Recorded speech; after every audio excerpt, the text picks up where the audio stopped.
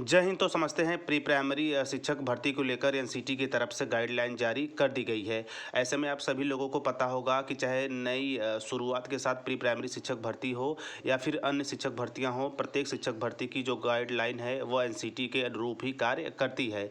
ऐसे में नई राष्ट्रीय शिक्षा नीति के तहत अपने आप में एक नई शुरुआत के साथ प्री प्राइमरी शिक्षक भर्ती की भी गाइडलाइन एनसीटी की तरफ से तैयार कर दी गई है। तो ऐसे में हम समझेंगे कि आगे चल के प्री प्राइमरी के तहत कौन कौन शामिल होंगे और आगे चल के भविष्य में कौन कौन योग्यताधारियों को मौका दिया जाएगा। तो ऐसे में एक छोटी सी अपडेट निकल के आ रही थी जो मैं आप लोगों के साथ इस छोटी सी वीडियो के माध्यम से साझा करने वाला हूं, स्पेशली प्री प्राइमरी शिक्षक भर्ती के संबंध में। जी हाँ, स्क्रीन पर आप बिल्कुल स्पष्ट रूप से देख रहे होंगे, बजट सत्र में होगा एनटीटी भर्ती पर फैसला।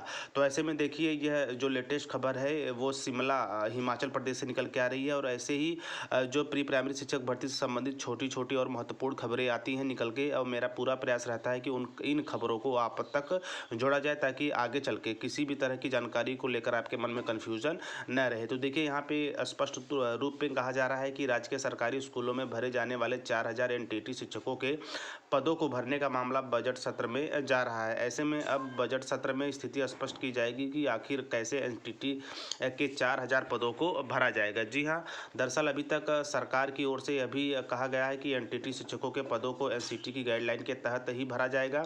एनसीटीई की गाइडलाइन में स्पष्ट किया गया है कि इस भर्ती के लिए 2 साल का एनटीटी डिप्लोमा जरूरी है। हालांकि हिमाचल के अधिकतर युवाओं के पास 1 साल का ही एनटीटी डिप्लोमा है। इस वजह से इस भर्ती को लेकर सरकार और शिक्षा विभाग में बहुत सारी कन्फ्यूजन है। शिक्षा विभाग ने एनटीटी भर्ती के नियमों को तैयार कर सरकार को फाइल भेज दी है। विभागीय सूत्रों की माने तो एनटीटी को लेकर पहले बजट सत्र में नियमों के तहत घोषणा की जाएगी, उसके बाद कैबिनेट में मामला भेजा जाएगा। जी हाँ, यहाँ पे सबसे महत्वपूर्ण बात यह है कि शिक्षा विभाग ने एनटीटी भर्ती के नियमों को तैयार कर सरकार को फाइल भेज दी है। इसके साथ साथ जो एनसीटी है वह भी अपनी गाइडलाइन जारी करेगी किस तरह से एनटीटी अभ्यर्थियों को लिया जाए प्री प्राइमरी शिक्षक भर्ती में। तो देखिए, ऐसे में यहाँ पे आप देख रहे होंगे 52,000 छात्रों को पढ़ा रहे जेबीटी शिक्षक। तो ऐसे में ये जेबीटी का मामला है। तो देखिए, बता दें कि प्रदेश के सरकारी स्कूलों के में 52,000 संख्या प्री नर्सरी के छात्रों की हो चुकी है। सालों से इन छात्रों को जेबीटी शिक्षक पढ़ा रहे हैं। ऐसे में एनटीटी की भर्ती प्रदेश में करवाना जरूरी हो चुका है। तो देखिए, आंगनबाड़ी जेबीटी को शामिल करने की तैयारी तो हम सभी को पता है कि प्री प्राइमरी के अंतर्गत या बाल वाटिका के अंतर्गत स्पेशली एनटीटी आंगनबाड़ी न्यास और शिक्षा मित्र को मौका दिया जाएगा। तो देखिए, यहाँ पे स्पष्ट तौर पे कहा गया है कि एनटीटी भर्ती में आंगनबाड़ी जेबीटी शिक्षकों को भी शामिल किया जा सकता है।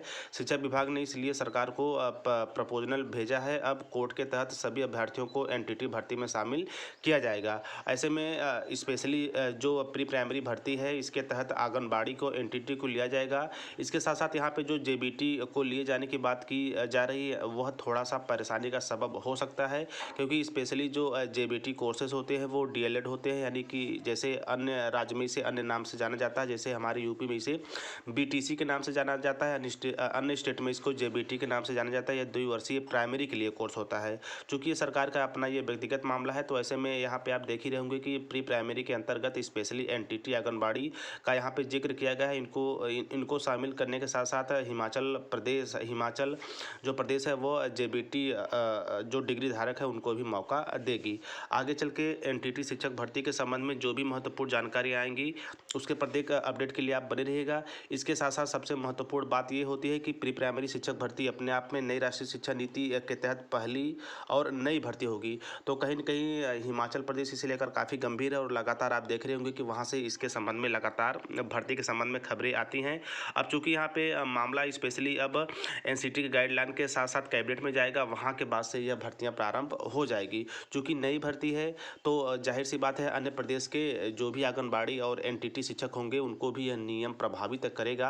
तो इसे जान लेना भी अति आवश्यक है। बात करेंगे प्री प्राइमरी भर्ती को लेकर, तो हमारे उत्तर प्रदेश में भी काफ़ी जोरों से इस पर काम हो रहा है। तो देखिए, आंगनबाड़ी शिशुओं के लिए फर्नीचर शिशु प्रदेश के लिए 21,791 परिषदीय विद्यालयों में मौजूद आंगनबाड़ी केंद्र की बाल वाटिकाओं में फर्नीचर शिशु उपलब्ध कराए गए हैं, जिन पर बैठकर नैनिहाल पढ़ाई कर सकेंगे। तो बेसिकली वर्तमान समय में हमारे उत्तर प्रदेश में भी इसके साथ साथ पूरे भारतवर्ष में जितने भी आंगनबाड़ी केंद्र हैं उन्हें प्री प्राइमरी या बाल वाटिका में कन्वर्ट किया जा रहा है, जिसके तहत स्पेशली आंगनबाड़ी एनटीटी अभ्यर्थियों को और साथ ही साथ एनआईएस और शिक्षा मित्र अभ्यर्थियों को भविष्य में लिए जाने की केंद्र सरकार व राज्य सरकार की पूर्ण योजना है। तो बेसिकली ये रही एक छोटी सी अपडेट हिमाचल प्रदेश में।